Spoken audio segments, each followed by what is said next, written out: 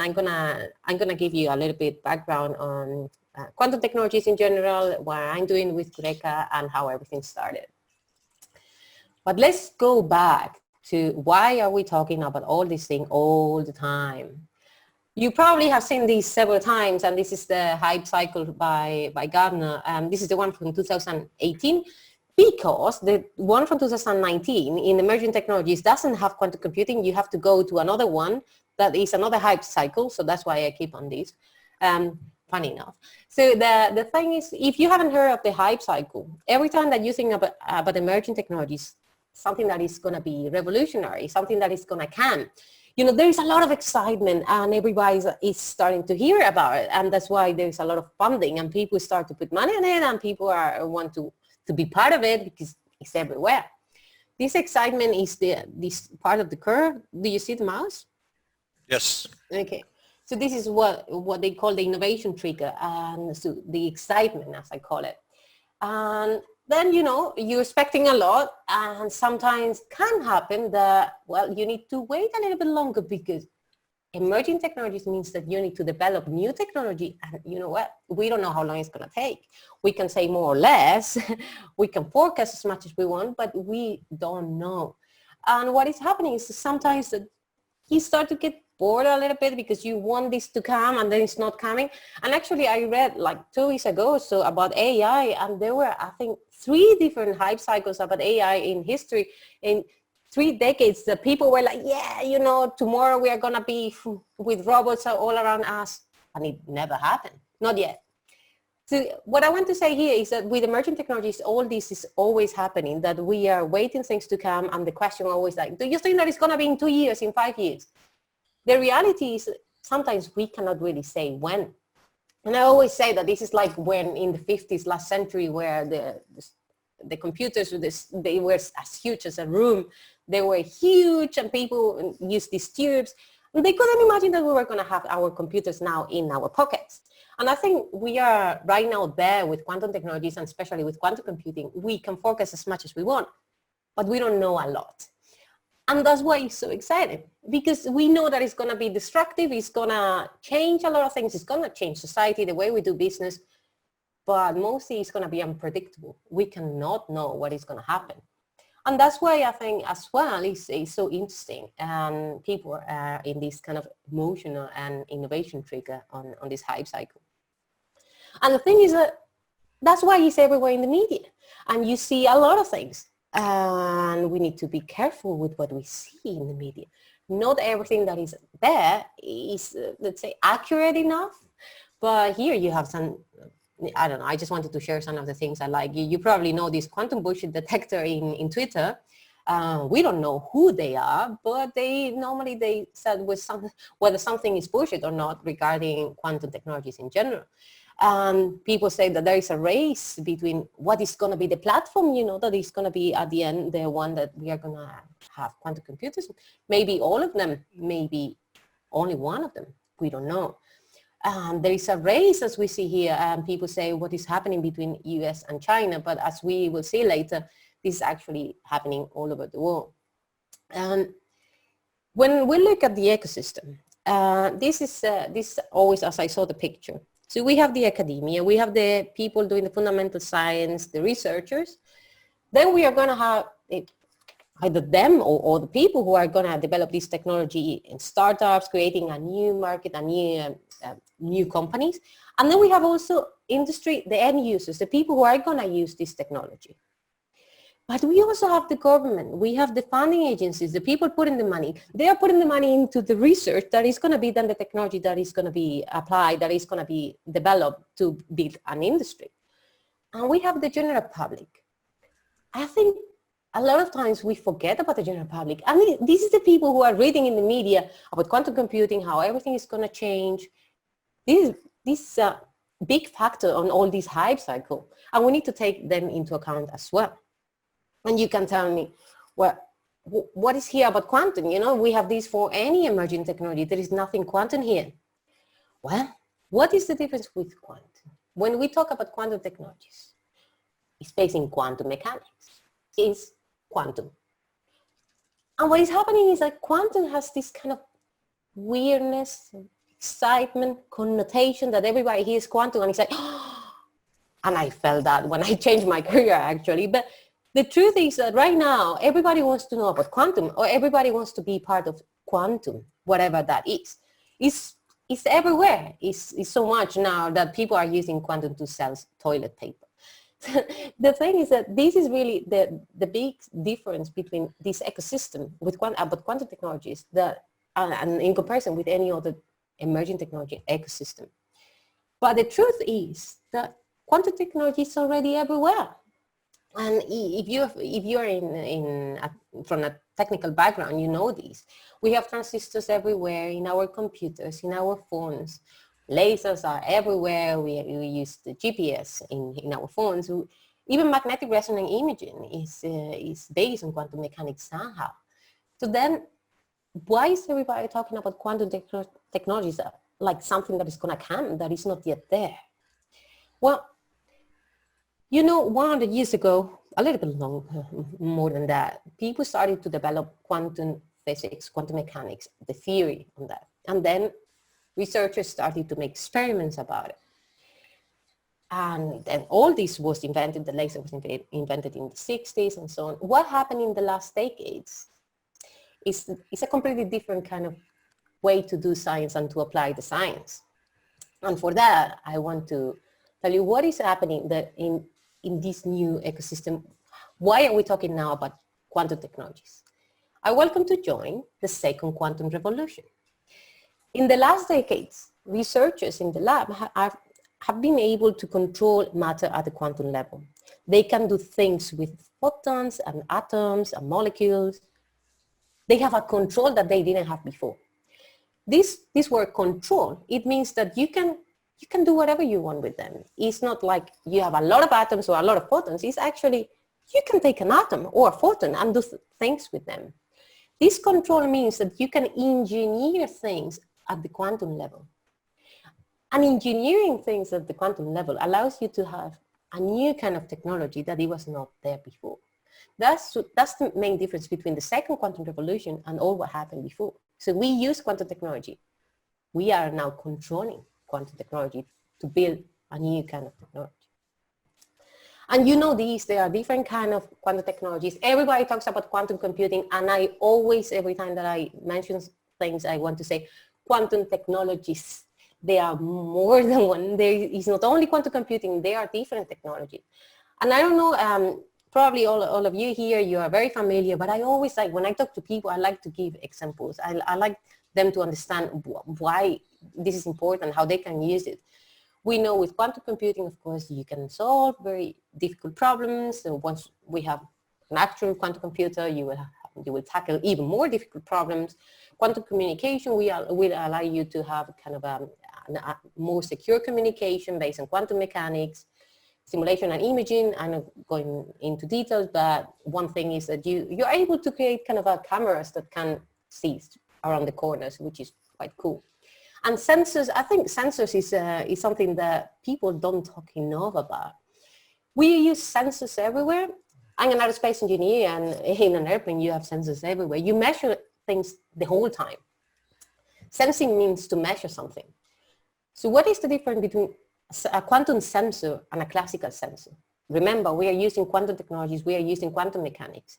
So this control of quantum matter allows you to develop a technology that can measure things very accurately. And one application that I really love to always mention is in the construction sector, because everyone is familiar with the construction sector. They dig a hole, they build a building or whatever. I don't know if you're aware, but every year in any city around the world, a lot of times the construction companies, they try to dig a hole, and then they cannot build there, and they have to go somewhere else. They lose, like, I don't know how many millions per year just on these. And why? Because they don't know what is under the ground. We cannot make an X-ray or what is under the ground. So we need to be sure that you're not going to open all the sewing system or anything like that. With quantum sensing, one of the actual commercial technology that is already available is that you can measure gravity. You can measure differences in the gravitational field. So if you know that there are differences, you know that there is something underneath, And in the future, you will be able to say, well, I cannot dig a hole here because I know that I cannot open here because something is underneath. This is one application that I think is gonna save millions in every country per year. And probably you haven't heard about it because, yeah, we hear about quantum computing, but maybe not all the applications of quantum technologies. And this is the roadmap. This image is from 2014, 6 years ago. You know that in the UK, they started with the quantum technology program. They were the first ones, and they have the first phase, and then last year started the second phase. What I love about this picture is the fact that we haven't moved so far from what you see here. We have clocks, we have quantum communication, we have quantum sensors. Computing is coming, but still is coming. And we know that there are going to be kind of intermediate steps before we have an actual full tolerant quantum computer, and we are going to use it, and we need to use it right now. But still, you remember, it's an emerging technology, and it's really hard to forecast how this is going to come. But the truth is that all these technologies are already under development or developed, which is actually quite accurate and quite interesting. And as I said before, everybody's talking about US and China, but did you know that all countries, almost all countries around the world, not much in Africa, but so far, look at this. How many countries are involved here? This is the best estimation we could do. So we try really every time that there are some news about how much money a country is putting in, we try to put it here. We know that the figure with China could be plus minus, but come on, it's $20 billion already, just public funding. This is just public funding, just the national initiatives. This is a lot of money. And what is even more important, it means that everybody's interested about it. All different countries, they are putting money on it. It's a community, it's a global ecosystem. And I think that's the main difference with all the kind of technologies that were developed in the past. It's global. It's actually global. And this is public funding, but there is also private funding. And we know in the US, we have big companies, we have IBM, we have Google, they are putting a lot of money there. But the question is, what is happening all over the world in companies? How many companies do we have? What is the private funding right now all over the world? Look at this. Everywhere, except Africa so far, but in all continents, we have companies. We have quantum companies in all countries. I think that's really, really important. It means that, again, everybody wants to be part of the ecosystem, part of the community. And I think this, the fact that in US and Canada together is the same number that Europe is just by chance. Is we have a database of more than 200 companies, and this is what we got. But every month, you probably know this, every month there is a new company. And there are companies right now working on technology that we don't even know, and then in 1 month they will release a press release, and then we will know more. But this is really exciting, and I think that's why we will love it so much. This is a little bit more in detail per country. So these are the quantum companies, and companies are developing some kind of quantum technology. So no end users, just for clarification. So here you see how many companies in US, Canada, and UK in comparison with the other countries. But again, I think the big picture here is how many different countries have had at least one company. And that's really, really important here. It's global. And I always mention this since last years when I have been involved in all this. I always say, no, this is something that is global. It requires collaboration, cooperation, and understanding of what is happening everywhere. And this is a little bit another picture on sectors. So before we saw the technologies, and here we see the sectors, because of course there are companies working on consulting. And then here we make the split depending on whether they have a clear application, whether they do kind of quantum computing overall, or they focus on hardware or on software. So we try to make this split. But I think it's very interesting to see that, of course, there are more than the half is quantum computing hardware and software altogether. But again, we have all the kind of companies and all the kind of technologies. Any questions so far? Okay. Any comments, anybody? Okay, I continue. Keep it going. So we talked about the technologies, the sectors, and we said, well, we need to... Sorry, I was trying to speak. So I have two questions.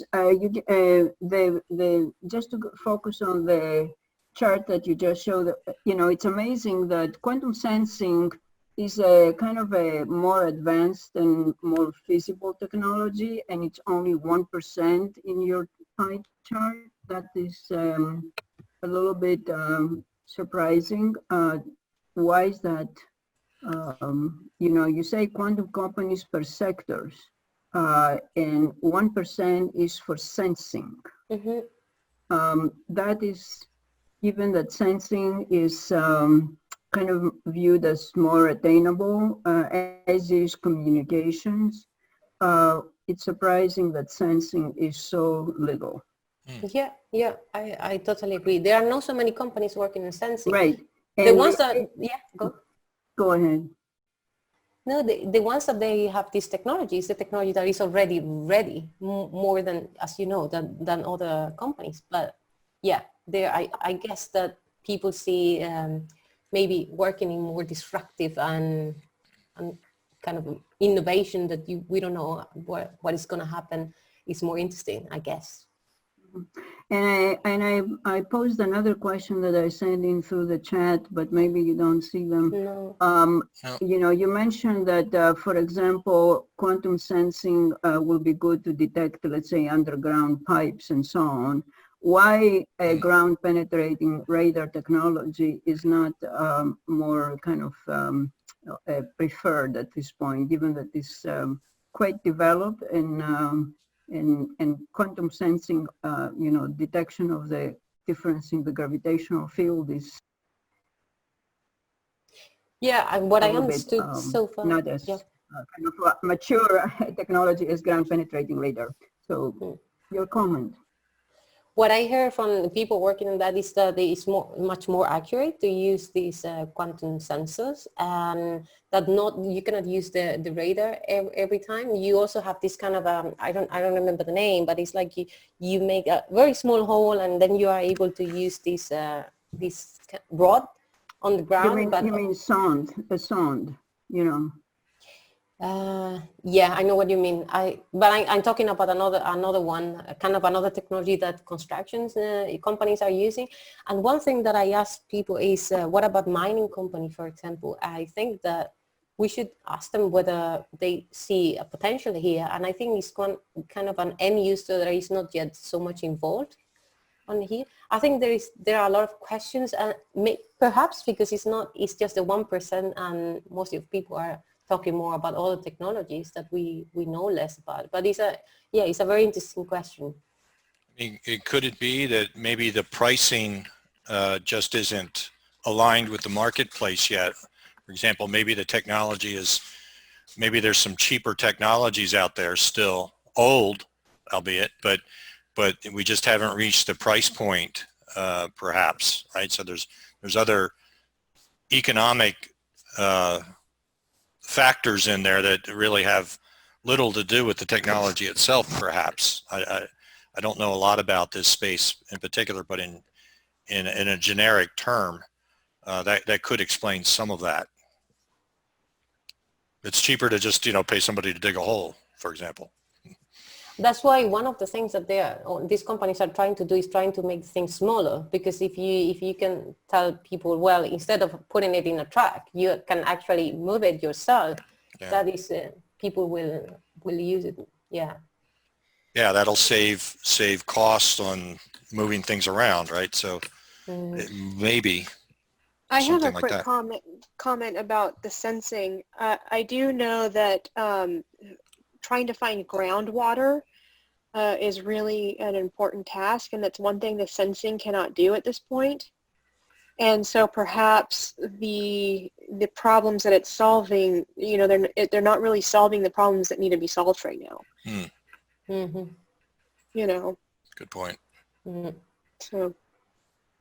Yeah, sensing is, as you know, it can be used in biomedicine to measure the magnetic fields, and I think it's something that it could revolutionize, like all the kind of MRIs and all what is medical physics technology, that maybe we could do kind of smaller devices in the future. But yeah, this is still in the very early times. But I think that will be one of the big fields of application for sensing.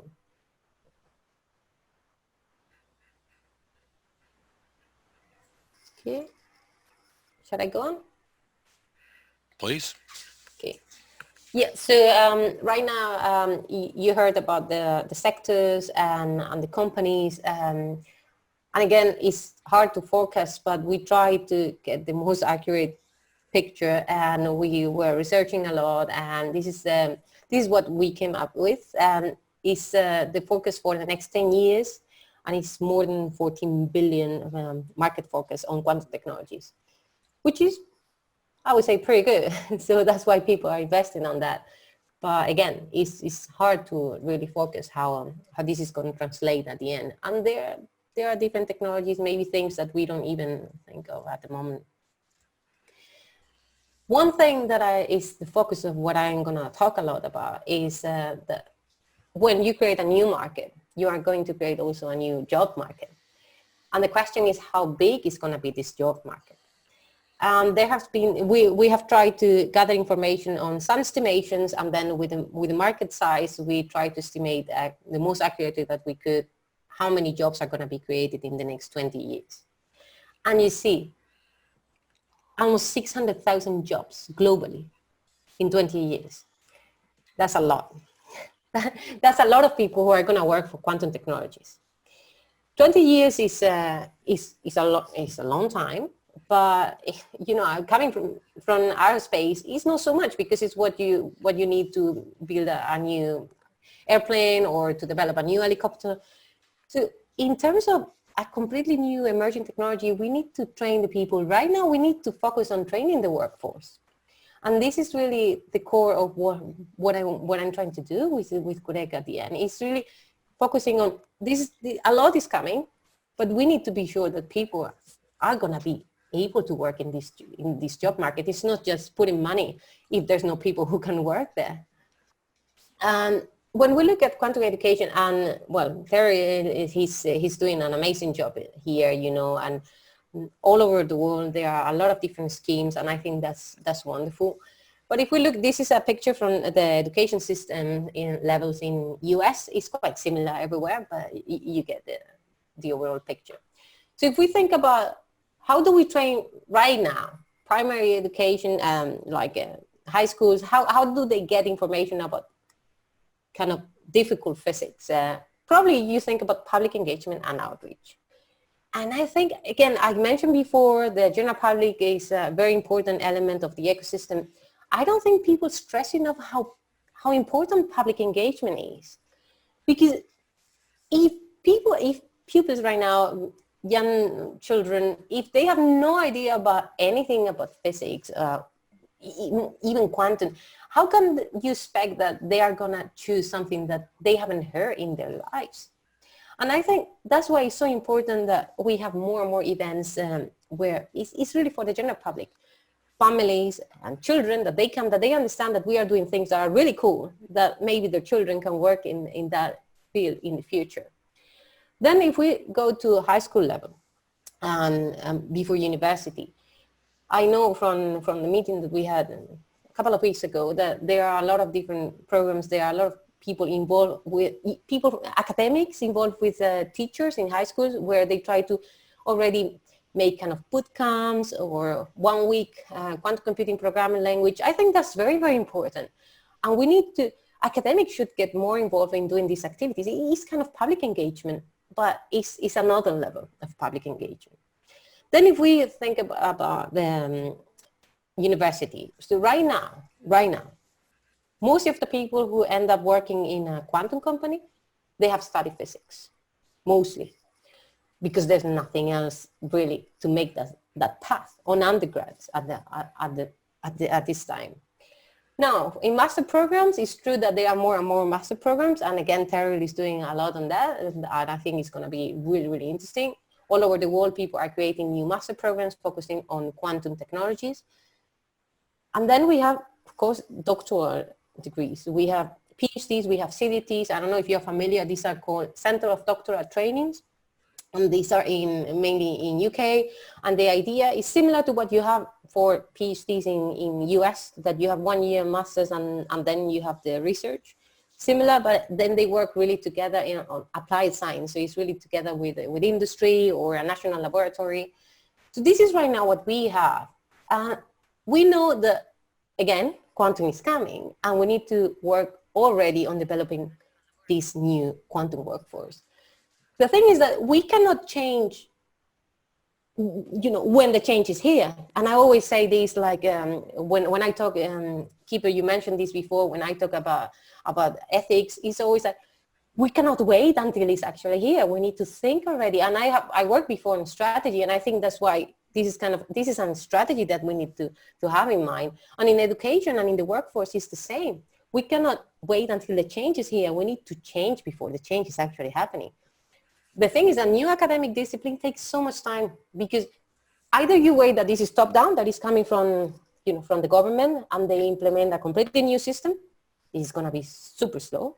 Or we try to do it bottom up. That is what we are trying to do globally right now, worldwide. There are a lot of schemes where I think at the end it will come together, kind of bottom up and top down, but it requires time. If we look at the media, well, we are starting to hear already people talking about the talent shortage, the quantum bottleneck.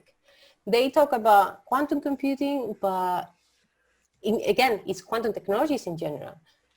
Companies are already saying, sometimes they said, if I need to find something that is very specific, somebody with a PhD on that is fine. But there are not so many at the end. So again, we need to build this quantum workforce. And here you have these numbers from Australia, and that's one of the sources that how we created the figure that I showed you before. Can I insert something in here?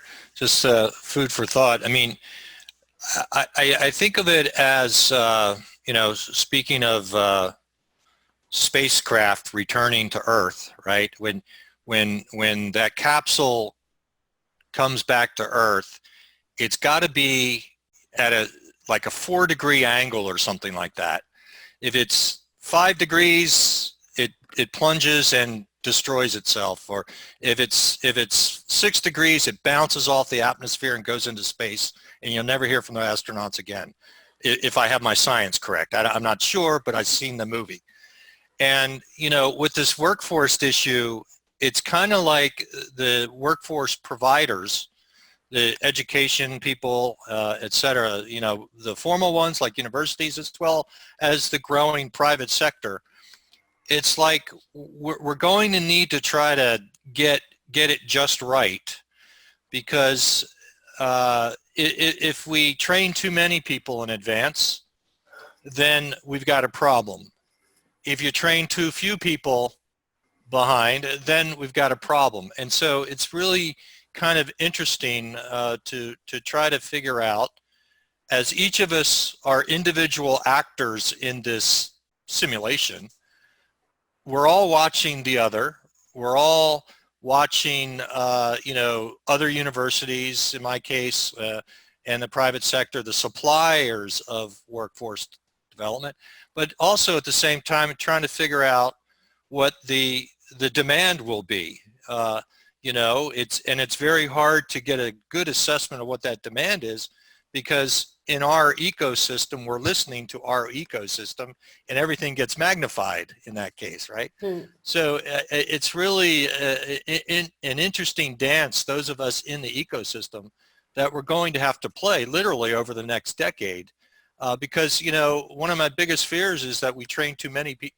I mean, it's kind of a cool problem, but it is a problem.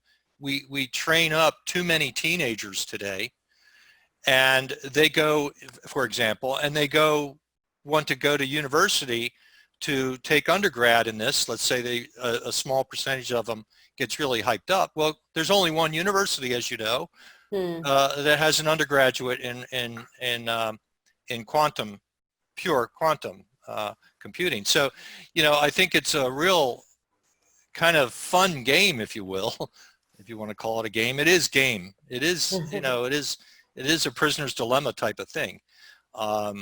You know, and it's just really fun to watch as well as to participate in. Yeah, yeah. But you know, how do we get a good handle on what is the demand and what is the right number of people? You know, do we really want to train 3,000, 5,000 people in the course of 2 weeks on Qiskit? I mean, do we really want to do that? I don't think there's that many jobs to support, even 1% of those people. Yeah.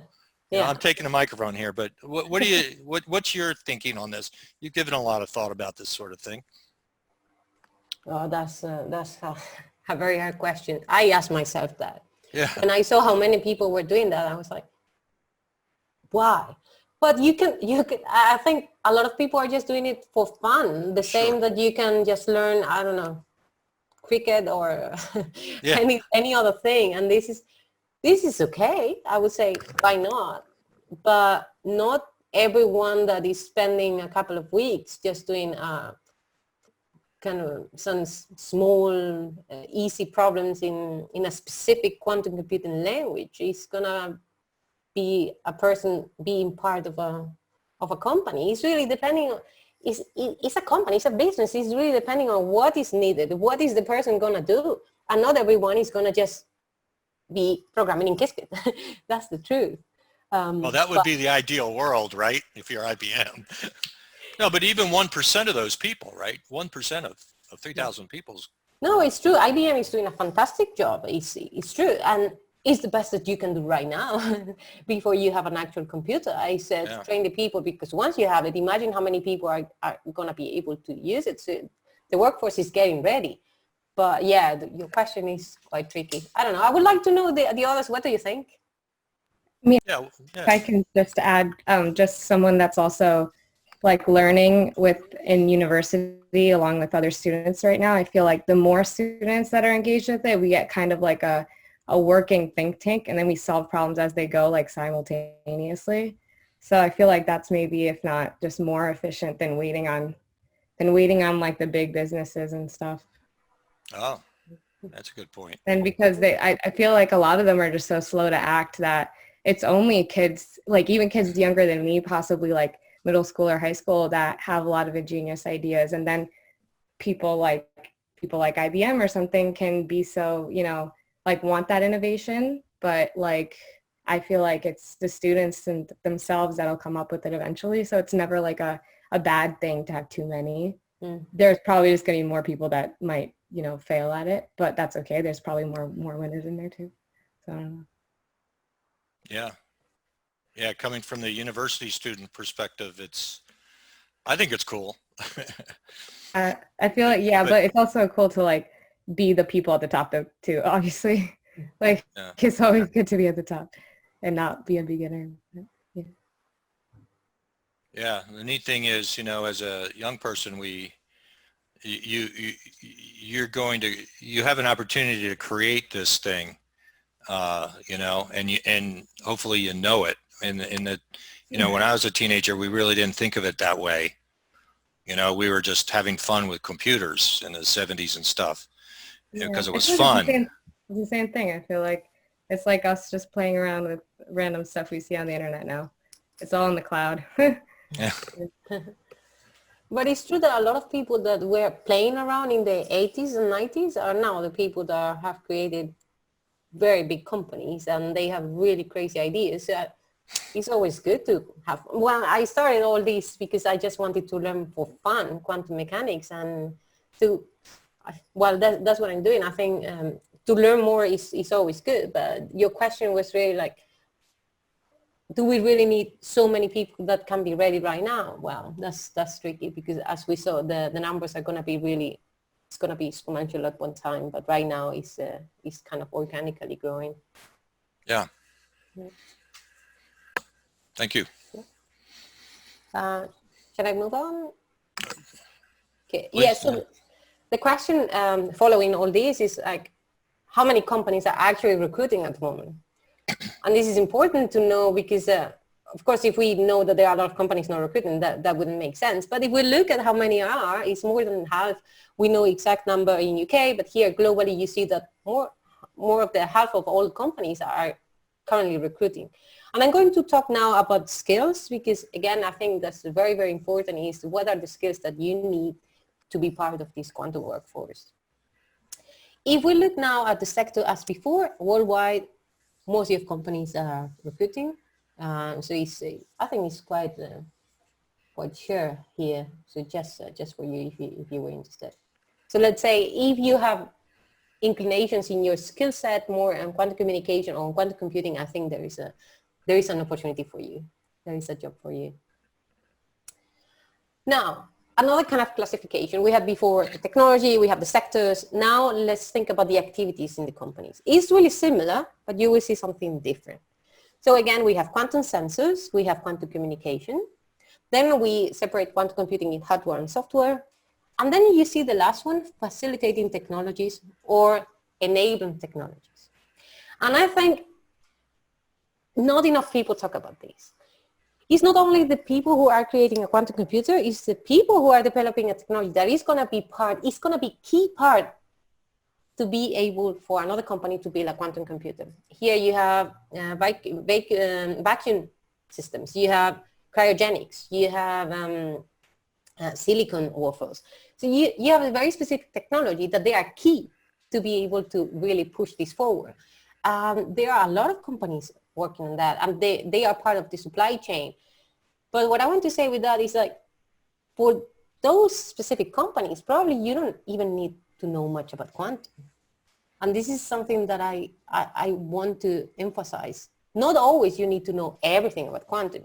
And again, I'm going to go into the skills now, because I think it's very important. And when you talk to people, I hope that you can mention these kind of things. So here are the technical skills across quantum industries. So when we look at what you say here, well, you see a difference between coding skills and then algorithms. And the truth is that you don't need to be able to work on a very specific algorithm or a computing language, because you can just have a general knowledge of coding that you can use. For example, if you're working in a company that needs someone who is working between the hardware and the software, somebody who is working on specific code, but not kind of very complicated algorithms. And then you see here, mechanics, materials, electronics. I want you to look at that from this perspective. Most of these skills are not even physics. Some physicists will have these skills, but in general, these are skills that an engineer will have, a person studying math or chemistry. Of course, again, specific on the sector, specific on the company, but most of these skills are really engineering. So what are we creating here? And you have heard about this a lot. We are creating a new degree. We are creating quantum engineering. And this is the key. Everybody knows about it. We are going to, there's already some masters that are called themselves quantum engineering.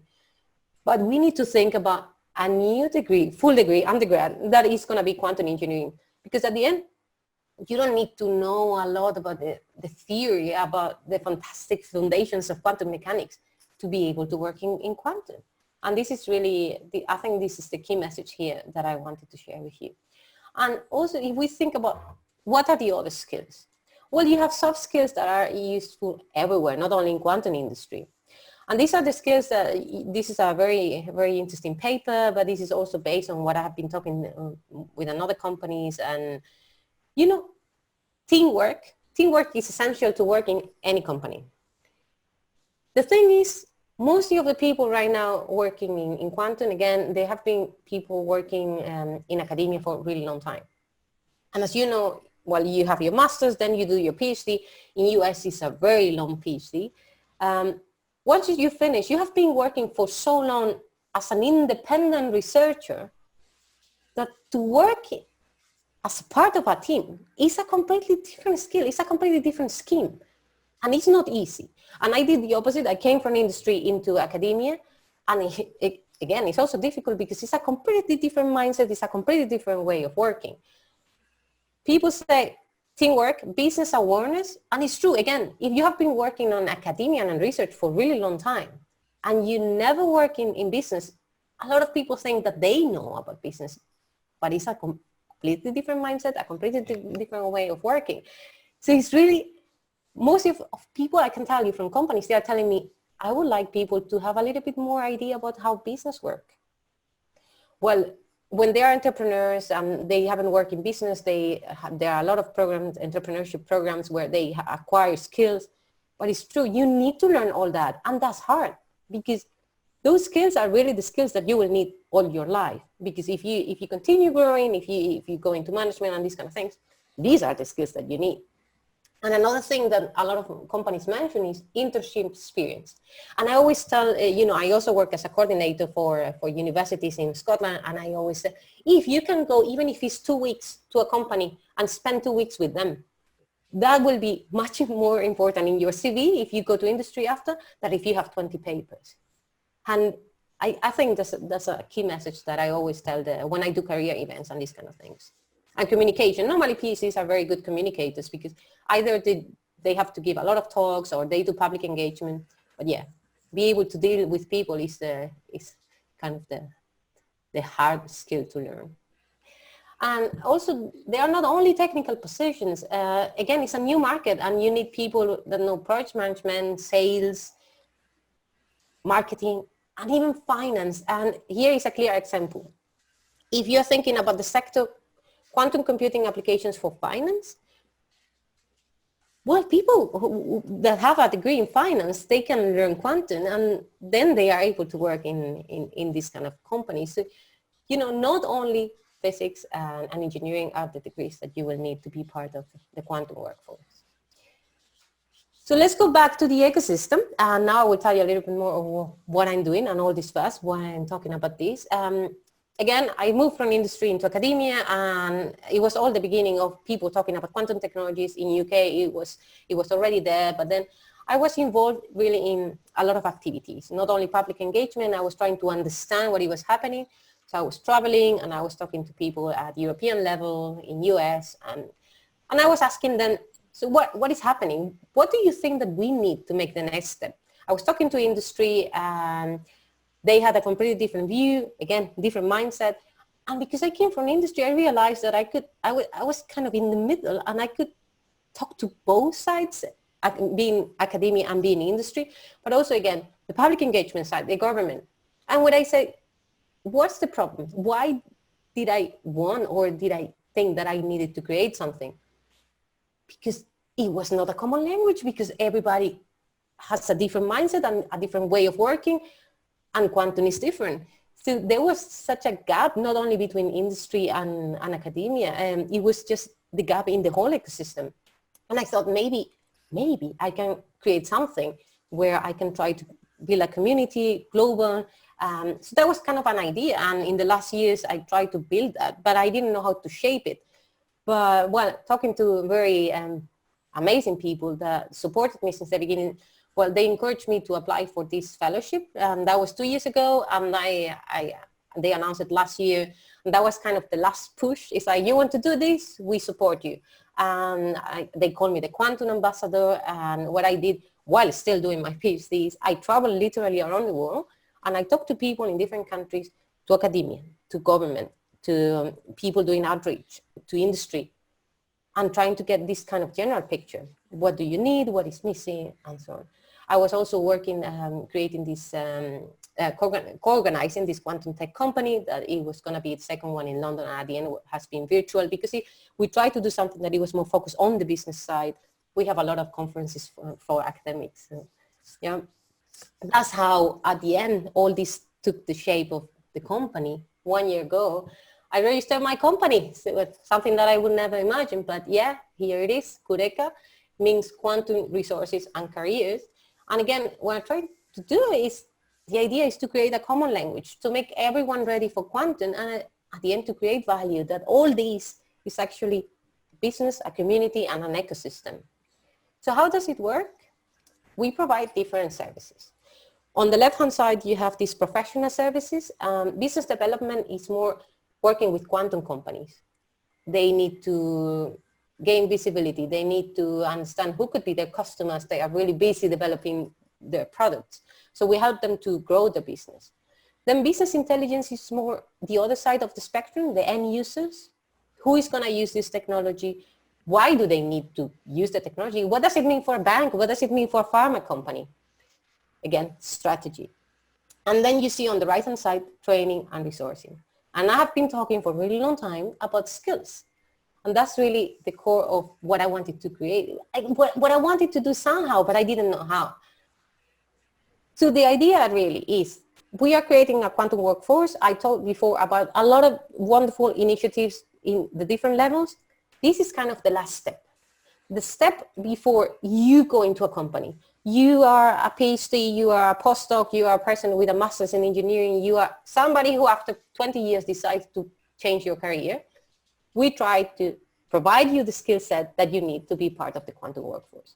So the idea is to provide the training that you are part of the company, or a company that is looking for a specific skill set, a specific person. We help them to find the person with the right skills. Otherwise, we train the person and we place them into the company. So that's how we work. That's how this is called the platform, the Quantum Skills platform. So yeah, we support building the quantum workforce. On the training side, we provide different kind of training. You will have different levels or layers. You will have generic introductory courses for anyone who wants to know just enough about quantum technologies. And then you will have more intermediate and advanced courses. Very specific, very tailored for specific sectors. Like, again, the example before about finance. You have two different kind of people. You have the people with a financial background that they need to know quantum, and then you have the people with a quantum background that they need to know finance. We want to provide, in this case, two different kind of courses, two different skill sets that are needed, and these people will be ready to be part of these companies. Ideally, we want to provide also kind of longer training programs for companies, but yeah, in person is really hard right now. But that's why we are also doing a lot of webinars and workshops and discussions. We want to create kind of small communities, a community working in quantum communication, a community working in a specific language in quantum computing. This is what we are doing at the moment. Then on the recruitment service, as I said, I changed my career and I did a lot of career events in the last years, and I realized that people sometimes they need to figure out what they want to do with their lives. Once people decide that they want to do into quantum, I want to support them to understand what is the skill set, what will be your dream job, and try to help them to find that. That's really the idea and the dream. And for companies, it's really a recruitment service. That's how we work. So if you want to know more, right now you can go to our website, www.QURECA.com, and you should go to sign up. You can go and you will have information about the services and all what I told you. We are putting things on the blog. And if any of you would like to post anything on the blog, just let me know and I will be really happy to either put any post, or if you want the link to your company or whatever. This is what, again, it's kind of a community, what we want to create here. When you go into login, if it's the first time, you need to register. And when you register, they will ask you what kind of profile of user are you. You can be a person looking for training, you can be a person looking for jobs, or looking for both jobs and training, or you can be a company looking either to hire or for training of both. Once you have your profile, then you will enter in your profile once you log in. And here you see, as an organization, you will have the two options, either learning or recruitment. If you go on to learning right now, you won't see any course, because we are developing the courses right now. We are developing the content, and I think this month we are going to announce already that you can subscribe, and this autumn we are launching all the courses. We start launching all the courses, and it looks really exciting. And I will tell you more about how we work with that. If you're looking for a job, or if you have an idea that you would like to look for a job in the future, what we want is that you need to tell us who you are, what are your skills, and what you're looking for. It's really this kind of ideal job. I would like to do this, and we are trying to match this with what the companies are looking for. For companies, it's really like what are the competencies that you're looking for your candidate, what are you looking for? Again, this is not like you will have a job position and then you apply. We are going to try to provide the service of matching your ideal job with what people are looking for. Who are we? I cannot do this alone, not anymore.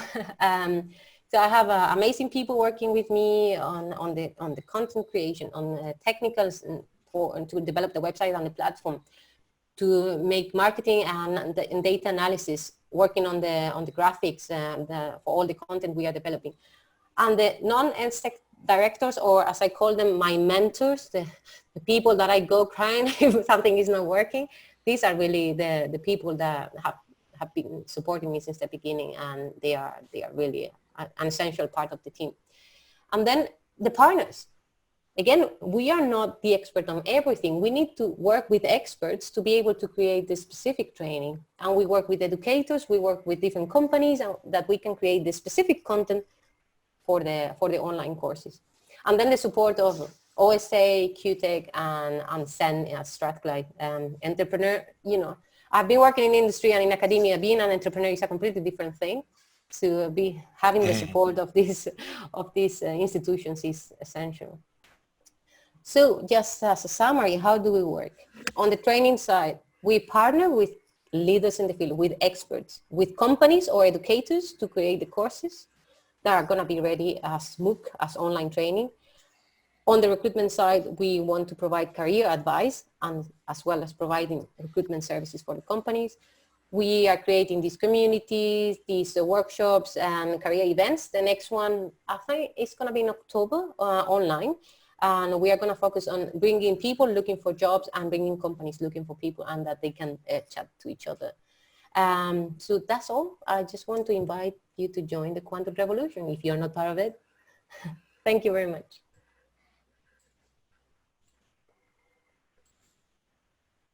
There we go. Join the Quantum Revolution. Well, I have a feeling, ladies and gentlemen, if you're in this call or this presentation, you are part of the Quantum Revolution already. So it's nice to be among friends. I signed up at your website, I don't know, a few weeks ago or whenever, and it was a painless experience. So those of you who have not signed up at the QURECA website, by all means do so. A lot of good stuff going to come out of it, I'm sure. No pressure. Thank you. No pressure. Any yeah. Any comments, questions? Here's your opportunity, because I want to see you, so I'm gonna stop sharing. Oh yeah, stop sharing. Any comments? Hi, Araceli, it's Aggie. Thank you for a very nice talk. I had a question about the training. So at which, how do I say it? Up to which level will your training be done? Is it going to eventually replace graduate courses in quantum-related areas, or is it more at, like an undergraduate level, or kind of a more high level? Yeah, the idea is to be able to have courses in all the different layers, and each course will give an introduction. So if it's an intermediate level course, it will provide an introduction and then go into the technique.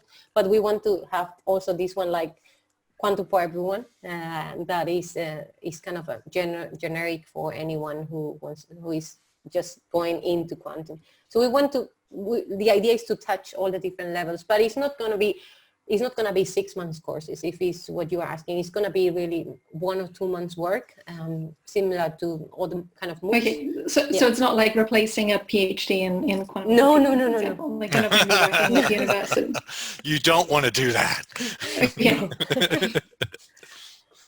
Cool. Thank you. So you're. Oh, actually, no. Yeah, can I just do a follow-up? Of course. So I think one thing that would be cool, because you talked about the importance of having some business skills. It would be cool to actually work with PhD students who are, getting trained in quantum computing or quantum technologies, but then also teach them the business skills they need so that when they graduate, they already have that. I don't know if that's something you've considered or not. This is something that I considered at the beginning, right? So far, we are focusing on more the the quantum and the techniques and or the finance, for example, as I said before. But I think this is something that I need to work again. And now we are hiring. So we are a recruitment company, but we are hiring. And so yeah, the idea will be to have something like that, because it's actually what everybody's asking for. The others are really specific for sectors, but everyone needs this kind of business skills. Right, right. Yeah. Mm. Okay, thank you.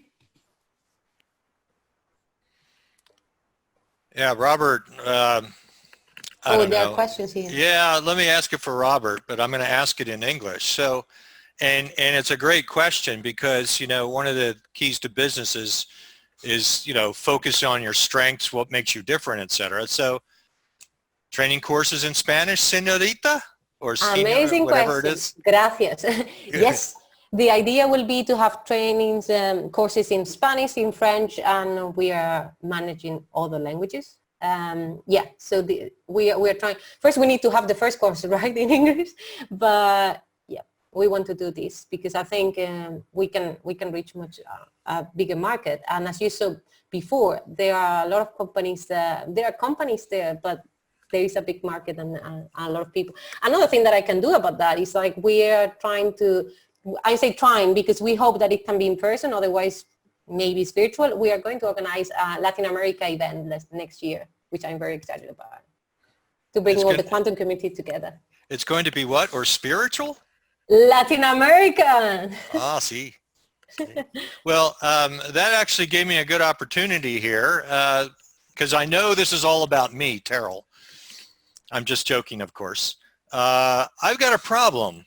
I run a meetup group in Madrid, Spain, for you Americans, Madrid, Spain. And the members, I put the link in the box, in the chat there, and the members are Spanish speaking. So I've got a problem. I can't even speak English half the time, but I need people that know. I'm looking for quantum people of all levels who can speak Spanish to give presentations to these you know, there's 150 folks in Madrid. So if you happen to know anybody who knows Spanish, and or you know, your programs, I think you had one back in July, I think, but that was in English, the space program that you had, whatever. Yeah.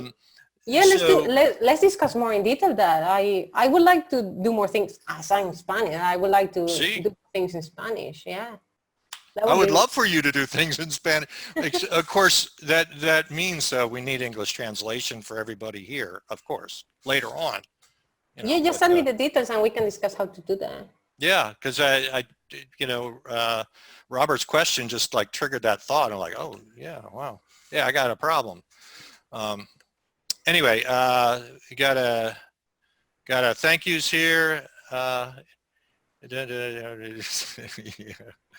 I'm just joking. No, it's not all about me. It's about the quantum community. Any other comments, questions? George, you're quiet today.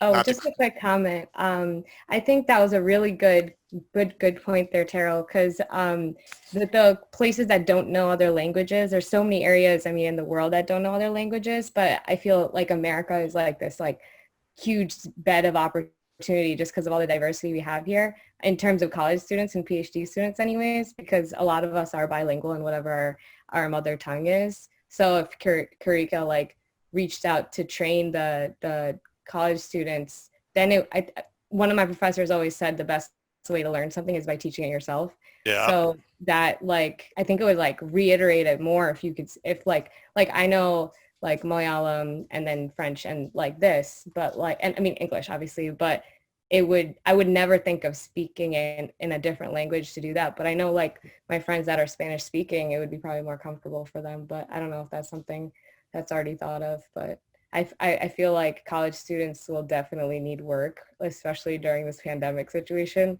A lot of our internships have been canceled, but I feel like that's just a little huge opportunity. It's a paradox, but yeah, I feel like that's possible. Yeah. Just do it. Don't stop talking about it. Just do it. Pick one of those opportunities and just do it. See what happens. Let's just create a quantum community in Spanish in colleges and universities in US. Mm-hmm. Yeah. Yeah. And then they could give things around the world too, if the, or, you know, yeah. There you go. Mm. What was one of those languages? You said a language in there. Oh, Malayalam. It's a South Indian language. It's different than it's Hindi is like Hindi is the national language of India, but there's like so many different languages in India. Yeah. Not a lot of Indians know not all Indians know Hindi. So there's like Tamil. So like one of the ones I speak is Malayalam. Cool. Well, you can translate the course into that Yes. language. Yeah. Yeah, having fun writing language too. Yeah. Excellent. From India, the subcontinent, the whole country there, right? Yeah. Oh, yeah. I'm going to start doing some work in India. I need somebody who knows the lay of the land there. Oh yeah, my entire family's there, but yeah. Oh, cool. India, just for conversation's sake, folks, there's a huge groundswell of in the Indian community. Unfortunately, my time, I have to wake up at 6 o'clock in the morning to participate in their events. But there's a huge, very big community being developed in India when it comes to quantum, and I think it's a huge market for education. They're just dying for education out there, and many of the Indian universities, like I know the names, but I can't say the names because I can't pronounce it. But there's a lot of activity there that I can't see, you know, because I don't know those languages. You know, I know it because I can see samples of it. But anyway, I digress. George is in the house. What do you got to say, George? I'm bouncing around during daytime during the week. I managed to make it here a little late. I've got video calls, webinars, and trying to do actual work, and also power outages from the hurricane. Oh. George is in New York area, if I remember correct. No, you're in Philly. Philly. You're in Philly. Yeah. Yeah, the hurricane's heading right over you right now, right? Yeah, we got zapped. Right now the sun is shining, but who knows what will happen in 5 minutes. No worries. We recorded every word she said, and it'll be on YouTube probably by late tonight. You're very good at capturing all of this stuff. Just push a button and it's recorded. It's getting people like Araceli to present it. But okay. Comments, questions? Here's a last, because to talk to her offline, there's a billable rate here, right? She's a businesswoman. Here's your chance to get some intel free. You have my email, you have whatever. Maybe it takes a little bit of time, but I try to answer as soon as I can. I change my meetings a lot, I know that. Okay. All right. Well, you made it today. That's what all I care about. No, I'm happy with the group of people. Yeah, I think it was really nice. It was a nice conversation. And I hope that, that you learn a little bit something new, or maybe another way of thinking about it. And happy to discuss any collaboration or anything. Well, one deliverable is we identified the Spanish opportunity. So let's go with that. And of course, Bruno's here. He's got the same thing. Yeah, I'm sure you know Bruno. So yeah, he's from France. I'm sure he's thinking about the French issues. So, okay. Well, last call. Comments? I'd say that's just one of the one of the best talks, I would say, of all the quantum talks. I would just personally say. Oh. Thank you. Come on. Yep. Get a double applaud there. Great. Okay. Thanks, Daryl, again for all what you are doing. Let's keep talking. Yeah. Talking. That's for babies. Let's get some stuff done. Yes. All right. Everybody, thanks for coming by today. And especially to our guest from QURECA. QURECA. Yes. I stand corrected. QURECA. I said it wrong again. Anyway. I'm going to teach you Spanish one day. See, my name, when I took Spanish in 2nd grade or 3rd grade, my name was Carlos 6. And the teacher said they translated my name Terrell into Spanish. So I thought Terrell in Spanish is Carlos. So everybody I ever saw that was Carlos, I thought, oh, they were Terrell. But I was Carlos 6. VI. And now I'm a university professor, you know where that's gone. Anyway, everybody have a good day. There's plenty more meetups coming, content out there. Check out the Quantumapalooza, et cetera, you know the drill. Have a good, Bye. And hopefully that hurricane goes away, George. See ya. Yeah, good luck with that. Yeah. Bye. Bye, everybody. Good to see y'all.